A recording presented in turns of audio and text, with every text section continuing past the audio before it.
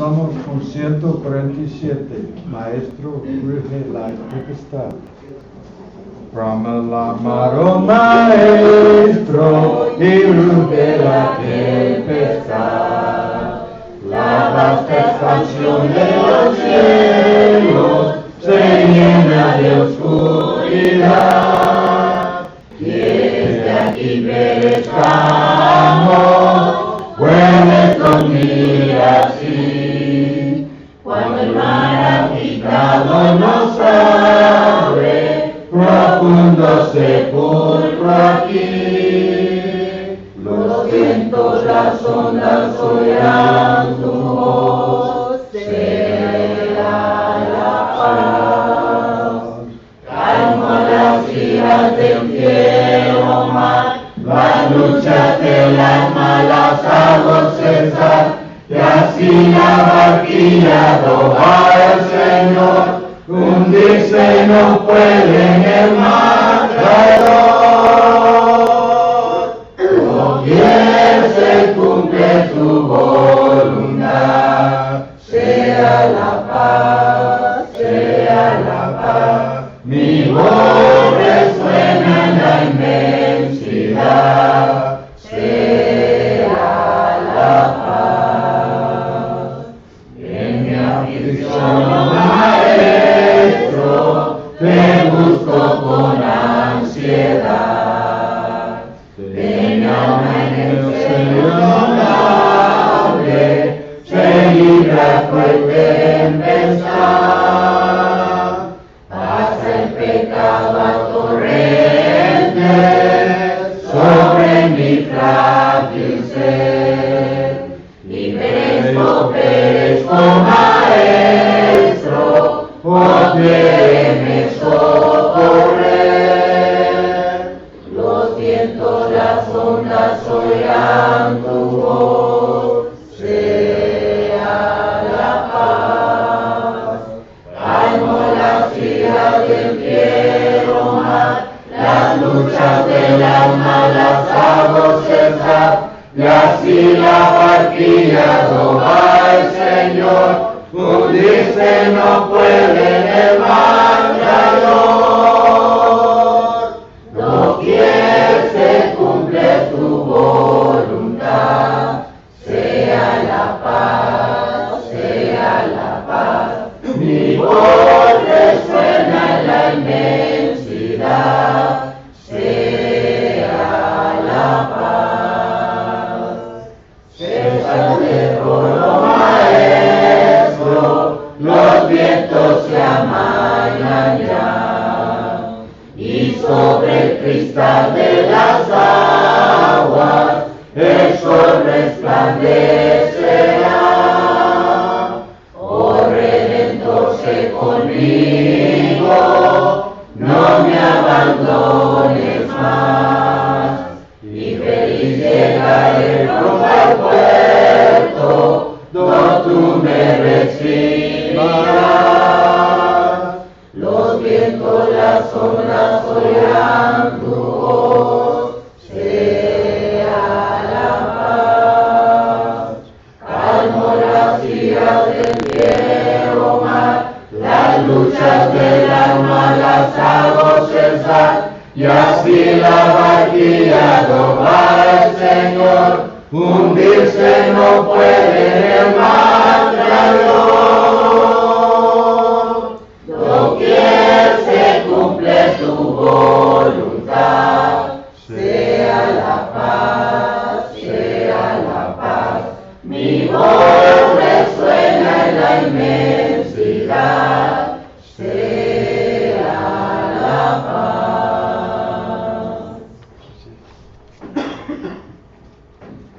226 mensajeros del Maestro.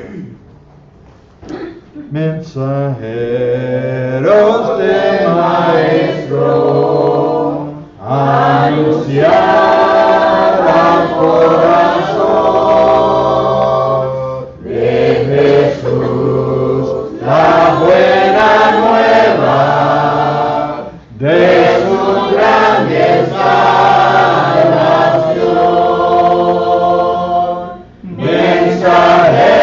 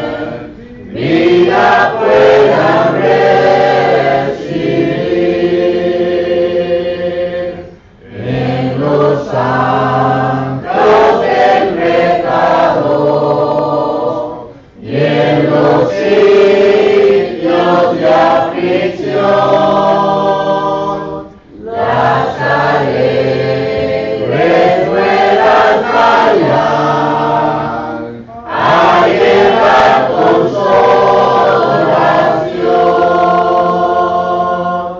Mensajeros del Maestro, vuestra voz quiero oír, y los hombres que la escuchen, vida puedan recibir. Anunciar a los cautivos su gloriosa libertad, alcanzar gloria al caído, buenas nuevas proclamar. Mensajeros del Maestro, vuestra voz quiero oír, y los hombres que la escuchen, vida puedan recibir. Amén. Gloria a Dios. Obra el favor de ir. Los dirigentes son los responsables. Recuerde que en donde no hay ancianos, el predicador es el cual es puesto para que así pueda corregir lo deficiente. Tito capítulo 1 versículo 5 nos habla de eso, y también 1 Timoteo capítulo 1 versículo 3. No que el predicador tenga la autoridad absoluta, sino que es el cual es puesto por Dios para que venga a iniciar y a establecer lo que Dios manda que se establezca, que es que se venga a organizar bíblicamente. El predicador tiene esa tarea. Hoy en día, ¿verdad? El predicador, algunos veo, no todos, no asumen su responsabilidad como la Biblia le enseña, sino que ya lo van a tomar como un tipo de trabajo, y por lo tanto, ¿verdad?, hacen lo menos que pueden.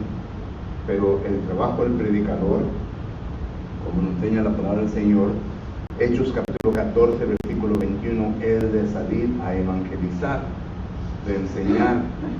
Hechos capítulo 14 versículo 22 es de establecer los ánimos de aquellos quienes vienen a entrar a la iglesia por medio del bautismo. Y también Hechos capítulo 14 versículo 23, el trabajo del predicador es de establecer o organizar la iglesia correctamente, establecer sus propios ancianos, diáconos, etc. Ahora, ¿qué tanto tiempo se lleva todo esto? En aquel entonces miramos nosotros que se hizo en menos de 2 años, pero hay muchas cosas, muchos factores que considerar. Hoy en día quizás se lleve un poquito más de tiempo, y todo depende del deseo de los miembros y el deseo de querer trabajar de la congregación, pero hay muchas cosas. Pero es el trabajo del predicador. Por eso el apóstol Pablo le dice a Tito, ¿verdad?, que nadie venga a menospreciar tu autoridad. Tito capítulo 2 y versículo que es, parece que 10. Tito tenía la autoridad de hacer ciertas cosas. Pero cuando establece la congregación, los ancianos entonces, Hebreos capítulo 13, versículo 7 y 17, son los que ahora tienen la autoridad bajo la cabeza que es Cristo Jesús. Esto lo miramos en Efesios capítulo 4, versículo 11 y 12. Noten que nuevamente allí el primero que se viene a mencionar es el evangelista. Y Dios ha puesto algunos, ¿verdad?, apóstoles, pastores, apóstoles, profetas, y luego evangelistas, y luego pastores, y luego maestros. Otra vez el orden divino que se establece. Y los pastores, los ancianos, son los responsables de supervisar la iglesia. Hechos capítulo 20, versículo 28.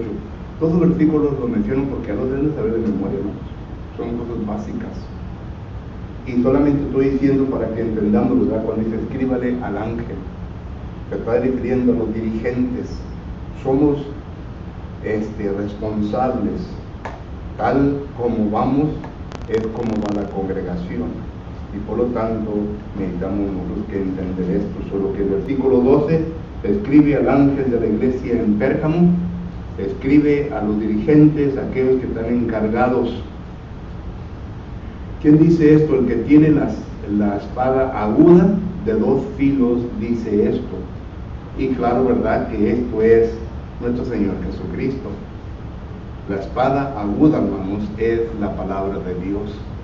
Hebreos capítulo 4, versículo 12, es un texto donde nos enseña a nosotros lo que es la palabra de Dios. Hebreos 4, 12 dice así: porque la palabra de Dios es viva y eficaz y más cortante que toda espada de 2 filos, y penetra hasta partir el alma, el espíritu, las coyunturas, los tuétanos, y discierne los pensamientos y las intenciones del corazón. Solo que la Biblia nos declara que la espada aguda, la espada la cual sale de la boca de este ser humano que es Cristo Jesús, ¿verdad?, es la palabra de Dios.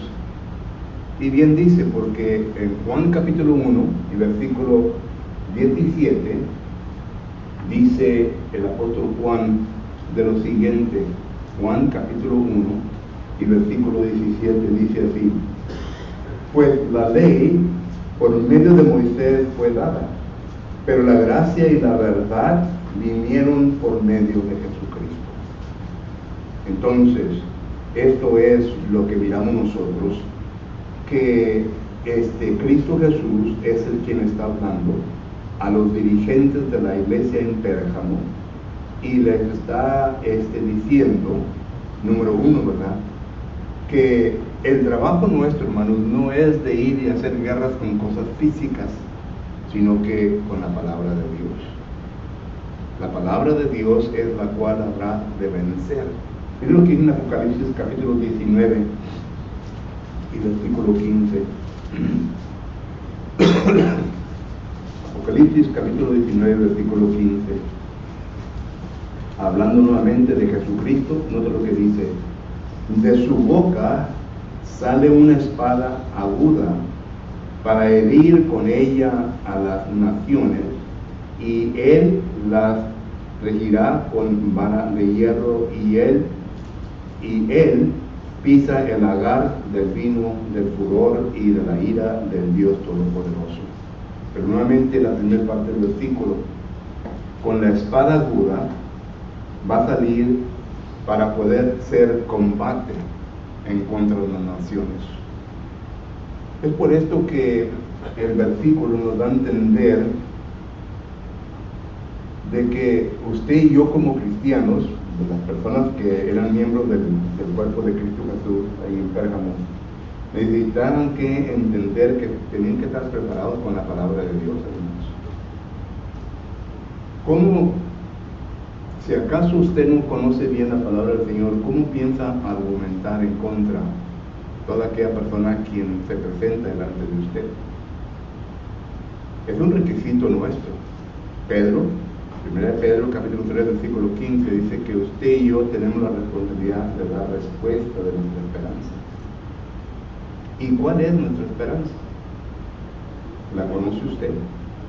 ¿La puede manejar bien? Como dice 2 Timoteo capítulo 2 versículo 15, ¿la puede trazar bien la palabra de verdad? Hay que conocerla para poder enseñarla. La batalla nuestra no se va a ganar por medio de golpes o por medio de balas, sino que se va a ganar por medio de argumentos sólidos que usted y yo podamos establecer. Miren, cuando el apóstol Pablo tuvo a un grupo de judíos que le seguía de ciudad en ciudad, la Biblia les llama judaizantes, porque fueron judíos quienes se bautizaron, fueron miembros del cuerpo de Cristo Jesús, según Hechos capítulo 15 y versículo 5. Y la mayor parte de ellos habían salido de la secta de los fariseos. Ellos entendían muy bien la ley de Moisés, la manejaban muy bien. Pero la ley de Moisés no era la ley que Jesucristo quería que se estableciese, sino que era la ley de Cristo, Gálatas 6:2. Entonces miramos nosotros que estos judíos salieron y hicieron, al apóstol Pablo problemas, guerra contra él. Y el apóstol Pablo lo que hace, no levanta un grupo de cristianos y va y pelea con ellos, sino que él se prepara con la palabra de Dios. Y cuando usted lee el libro de Romanos, ¿qué es lo que lee, hermanos? Son argumentos sólidos en contra de la salvación.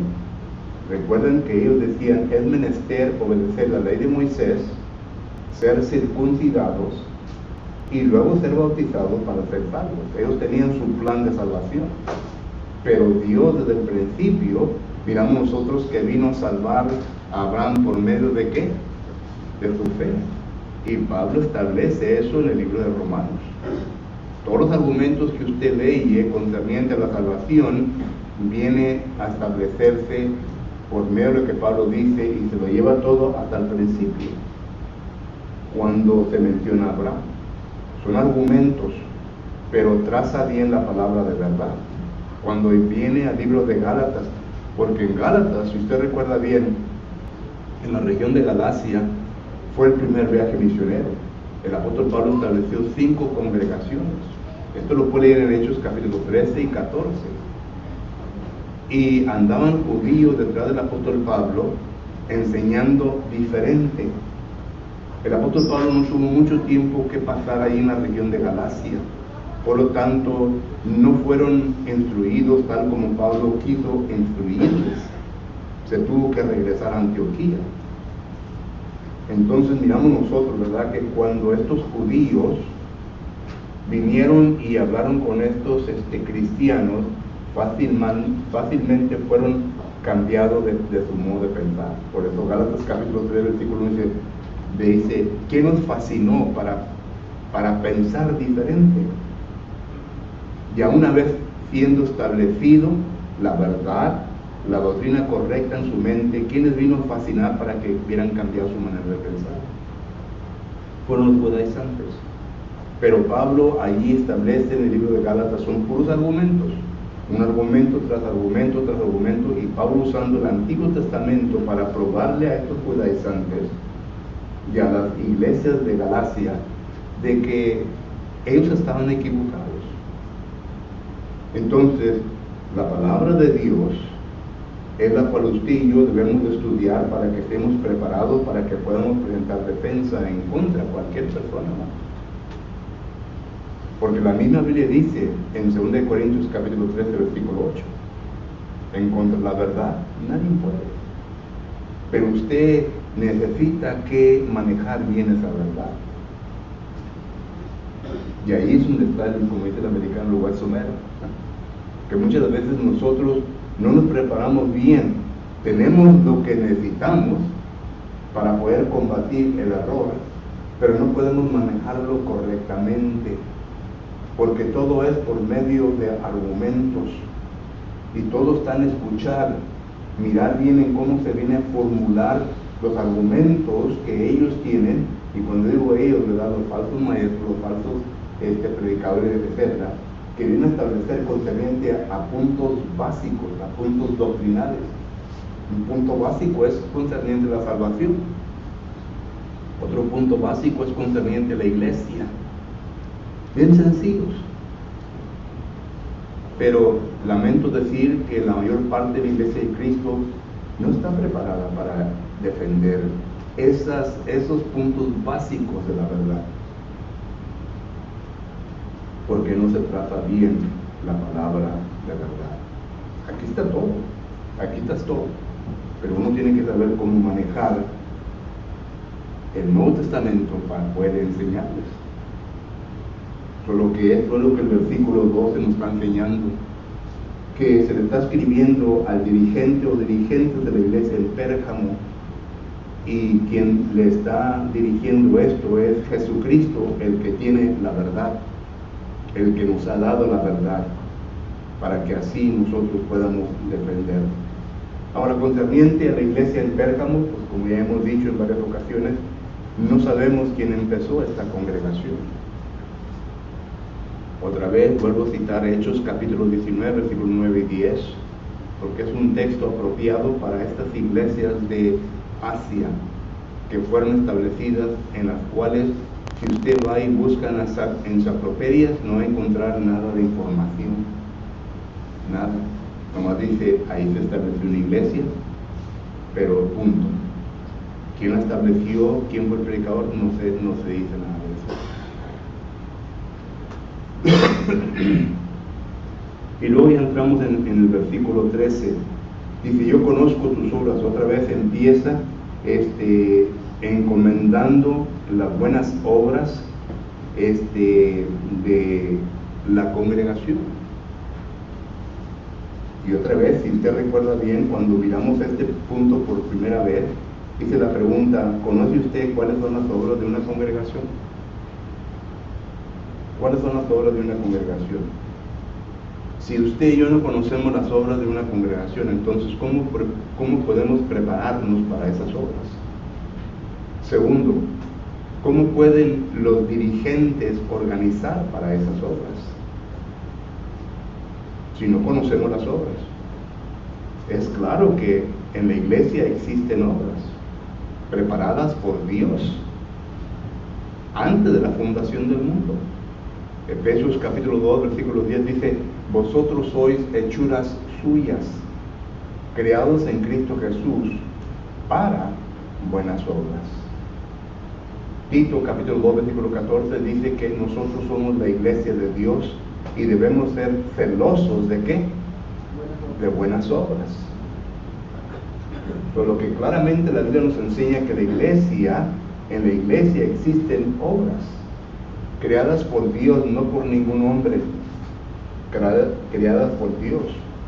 Pero mi pregunta es, ¿conocemos cuáles son estas obras?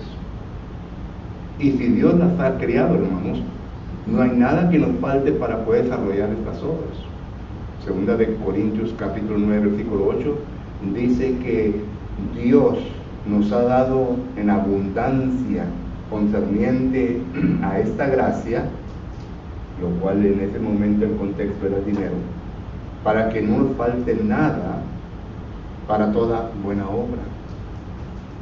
Entonces, Dios las ha creado, Dios las ha puesto en la iglesia y Dios nos ha dado todo lo que es necesario para poder cumplir estas obras. El problema es en por qué no se cumplen, ¿verdad? Somos nosotros los cristianos.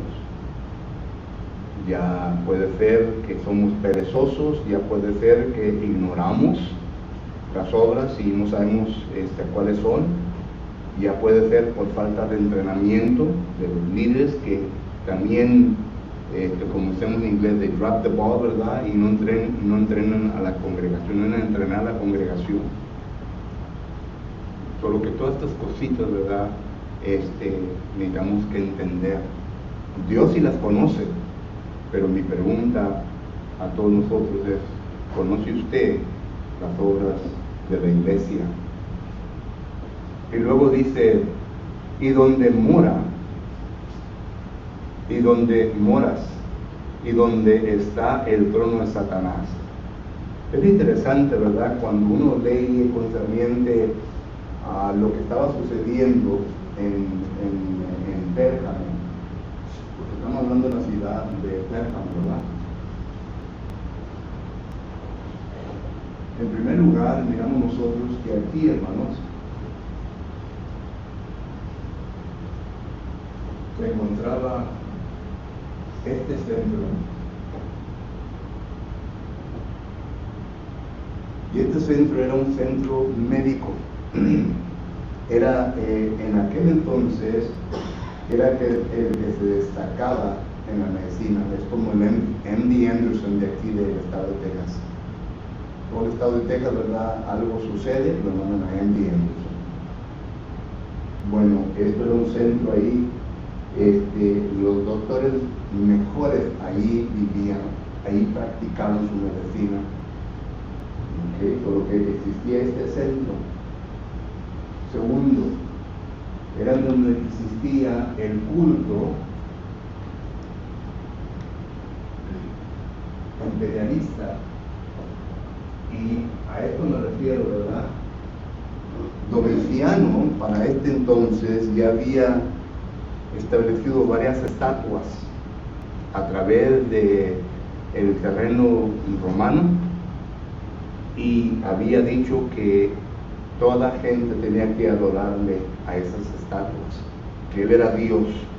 Este es Domiciano. Solo que estaban allí, ¿verdad? Las estatuas del imperio Domiciano, que se le llamaba el culto imperialista. Y segundo, ¿verdad? Estaba el culto paganismo.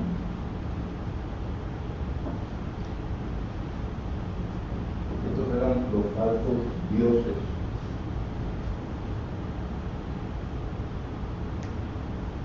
Incluso, ¿verdad?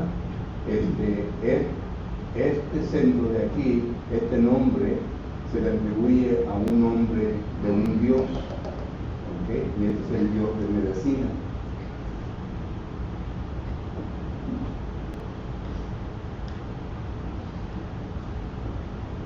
¿Sí?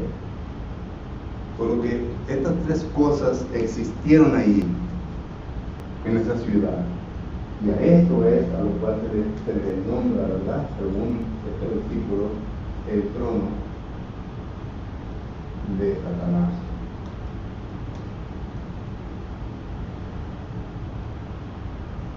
El trono de Satanás.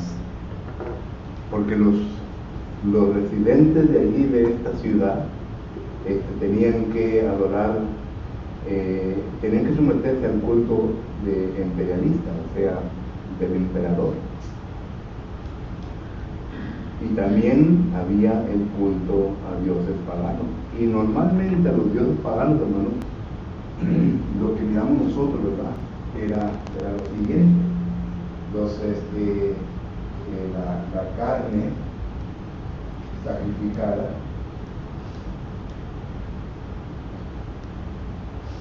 al ídolo. Y usualmente había envuelto en todo esto, ¿verdad? La fornicación.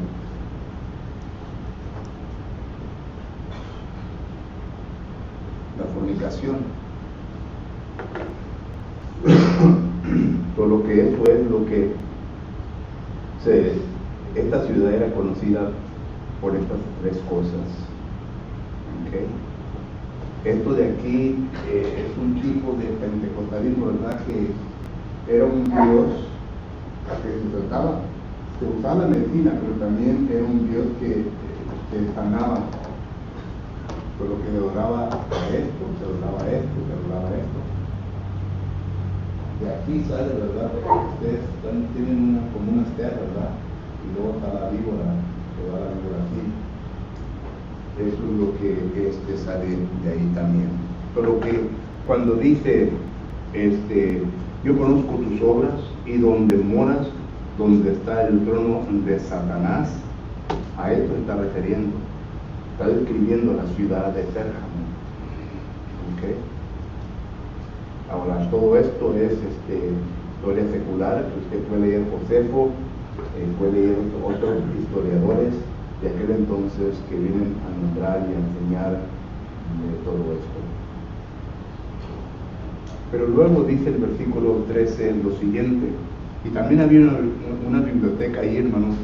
Era la segunda más grande biblioteca en aquel entonces. La primera se encontraba ¿dónde? En Alejandría, de Egipto. Y la segunda aquí en Pérgamo. E incluso,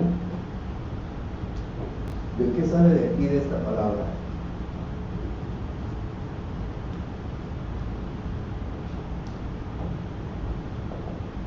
¿Recuerdan lo que dice que 2 Timoteo 4:13? Pablo dice a Timoteo, tráeme ¿qué? Pergamino, ¿verdad? El pergamino era un cuero de animal, ¿verdad? Que se usaba para escribir. Los egipcios ya no le mandaban los papiros, ¿verdad? a esta ciudad porque tenían una biblioteca, es lo que usaban para escribir. Pero cuando los egipcios dejaron de mandar los papiros, entonces ellos comenzaron a usar los pergaminos. Entonces ya miramos nosotros, de aquí sale de este nombre. ¿Ok? Pérgamos, ¿ok? Por lo que hay mucha historia concerniente a esto, pero lo que nos interesa, ¿verdad?, es lo espiritual. Muy bien, versículo 13 dice: pero retienes mi nombre y no has negado mi fe. Retienes mi nombre, pero no has negado mi fe. Esto habla concerniente a la perseverancia, hermanos. Vamos a ver esto de aquí, ¿no? Habla de la perseverancia del cristianismo o del cristiano. ¿Okay?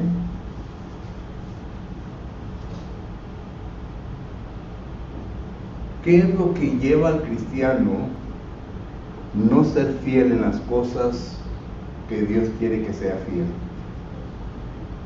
¿Cuál es el problema número 1? ¿Mande? La ignorancia, ¿verdad?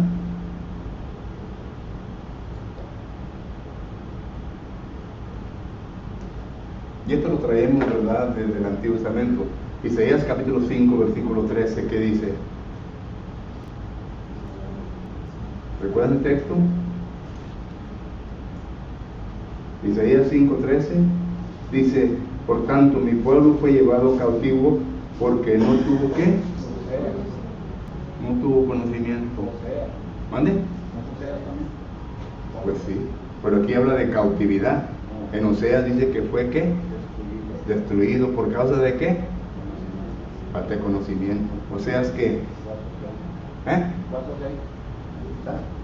Pero que entonces miramos nosotros que está Isaías 5:13 y Oseas 4:6.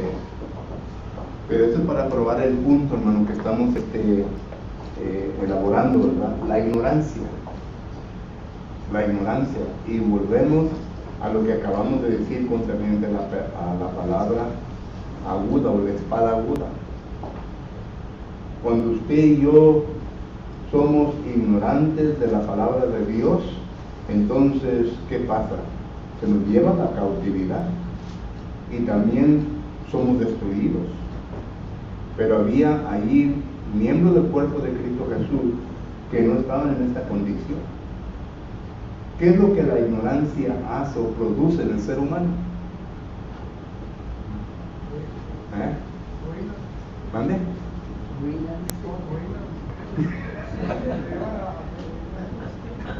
Quiero conceptos bíblicos, hermano. Vamos a Efesios capítulo 4. Miren lo que dice. Efesios capítulo 4. Y es lo que le estoy enseñando, que se preparen para cuando alguien haga preguntas, ¡pum! Artículos, ¿no? No nomás que, yo creo, yo pienso.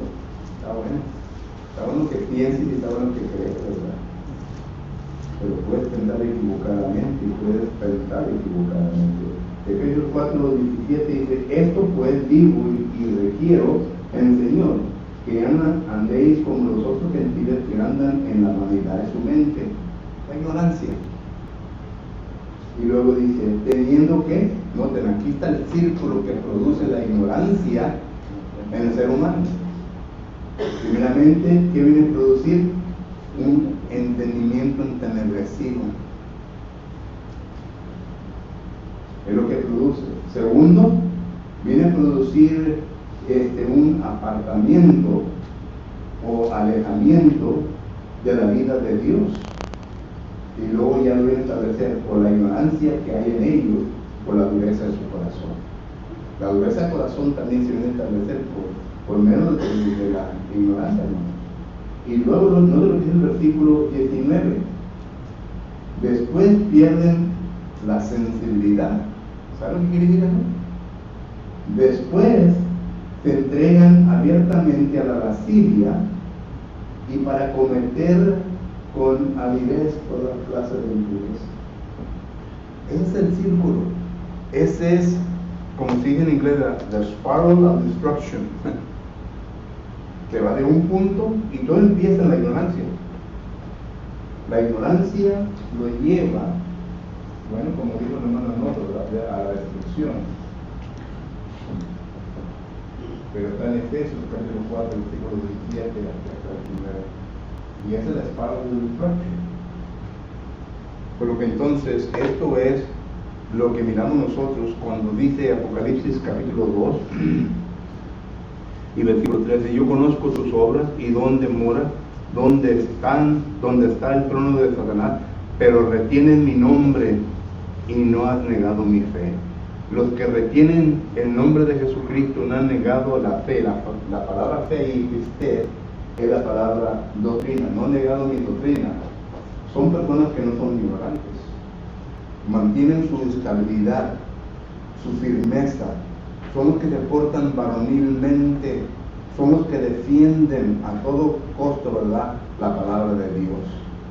Son los que no se vienen a mover. Son como las palmas en el tiempo del huracán, ¿verdad?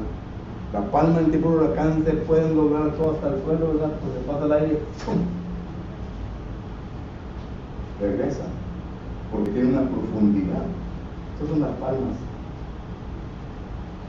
Hay árboles que no tienen profundidad, viene el aire, se los arranca. Bueno, aquí en Apocalipsis 2:3 dice: yo conozco que hay algunos que todavía no han fracasado en su vida. Y el tiempo es muy terminado, y esto es lo que dice: no ha negado mi fe. ¿Sí, hermano? El proverbista ahí en Proverbios 19:3: el del hombre puede ser su camino, y luego cantidad.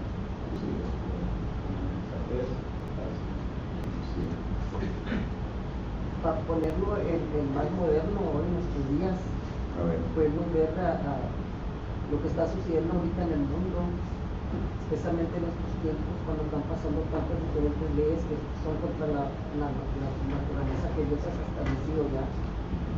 ¿Y qué estamos haciendo nosotros? Si no estamos defendiendo con nuestro voto a cosas que están contra la voluntad de Dios, estamos fallando. Eso es aterrizar lo que en aquel tiempo estaba pasando. Hoy todavía pasa de diferente manera, pero uno como cristiano debe estar al tanto de lo que está pasando en el mundo para que uno combata contra todo eso. Mira, hermano, aquí en Texas nunca hubiera pasado la lotería, nunca. Y pasó por ley. ¿Por qué? Porque nos gusta el dinero. Y hay cristianos que también que todavía le jugamos al chiquitito y allá no hemos escondido. Pero no te preocupes, no tienes que esconderte de mí, que tienes que esconderte de ahí, nunca te vas a esconder. Pero hay cosas que se han pasado, ¿verdad?, que son en contra de la palabra de Dios, y me quedo sorprendido que pasa con bastante gozo, siendo un estado, ¿verdad?, religioso. El aborto, la lotería, ¿qué más? Las cervezas. En un tiempo todo aquí era condado seco, ¿recuerdan? Tenías que caminar un montón de millas para ir a comprar una cerveza, y ahora en cualquier esquina te la encuentras. Y la pregunta es: ¿por qué?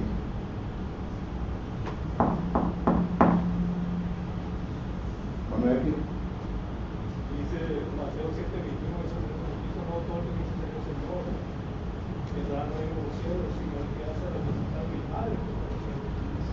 No porque no decimos que somos cristianos, hermano, vamos a dar la vida eterna, sino el que busca diligentemente hacer la voluntad de Dios.